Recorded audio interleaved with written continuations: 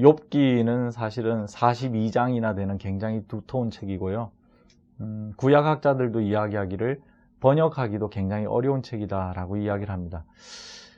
제가 욥기를 한번 쭉 읽어봤을 때 욥기는 1장 그리고 2장이 약간 서론격으로 전개되고요. 욥이라고 하는 의인이 있는데 그에게 고난이 닥칩니다. 일단 그들의 가족들 그리고 그의 재산들이 이제 빼앗기고 사라지는 경우가 생기고요. 좀 더 나아가서 2장부터는 이제 욥 자신의 몸에 질병이 생겨서 아내로부터 또 저주를 받는 그런 지경에까지 이릅니다. 그 다음부터 이제 3장부터 욥과 친구들의 대화가 계속 이어지다가 나중에 이제 38장부터는 이제 하나님이 직접 나타나는 이야기가 나오는데요. 욥의 이야기 전체를 보면 친구들의 논지는 분명합니다. 너에게 왜 고난이 닥쳤는지 생각해봐라. 너에게 뭔가 잘못한 것이 있기 때문에 하나님이 너에게 벌을 주셨다. 정의로우신 하나님은 그냥 벌을 주는 것이 아니다. 너가 잘못한 것이 있기 때문에 벌을 준 것이다 라고 이야기를 하고요. 욥은 그에 대해서 끊임없이 변호합니다. 내가 잘못한 것이 없다. 그럼에도 불구하고 이런 일이 일어났다. 친구들이요, 제발 그런 말 하지 마라. 너네들이 이야기하는 그 정도의 수준은 나도 이미 알고 있다. 나는 오히려 이제 너희들 말보다는 하나님 말을 듣고 싶다. 이렇게 친구들과 끊임없이 논쟁하다가 결국은 욥의 소원대로 마지막에 하나님이 나타나서 욥과 변론을 펼치는데요.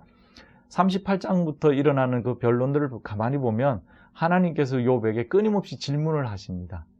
바닷물이 얼마나 깊은지 네가 아느냐 말이지. 어둠이 얼마나 깊은지 너가 아느냐. 새벽이 물러가고 아침이 오는 것을 네가 어떻게 그게 일어나는지 아느냐.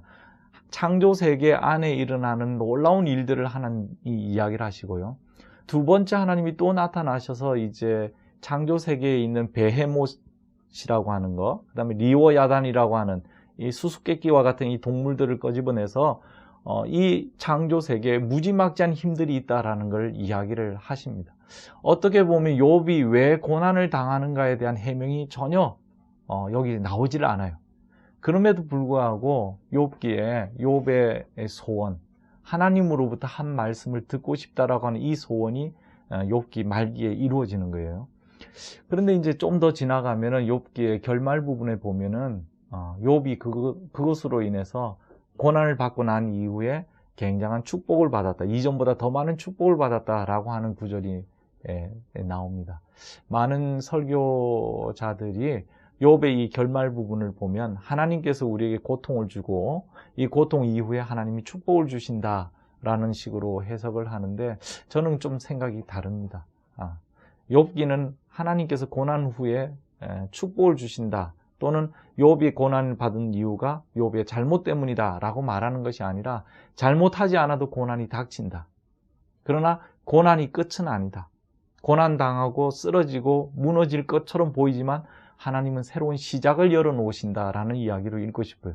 다시 말하면 고난 후에 당연히 축복이 따라오는 이런 필연적인 기결이 아니라 고난 가운데서도 하나님은 여전히 창조 세계에 계셨고 그리고 이 고난 때문에 욥이 쓰러질 지경에 있지만 하나님은 다시 새로운 기회를 일으키신다라고 하는 가능성의 이야기로 저는 읽고 싶습니다. 욥기를 죄와 징벌의 이데올로기로 읽거나 고난 후에는 큰 복이 온다라고 하는 이런 구조로 읽기보다는 하나님께서 그 고난 가운데서도 욥을 지키시고 보시고 붙드시고 그리고 새로운 가능성을 일으키신다라는 이야기로 읽고 싶습니다.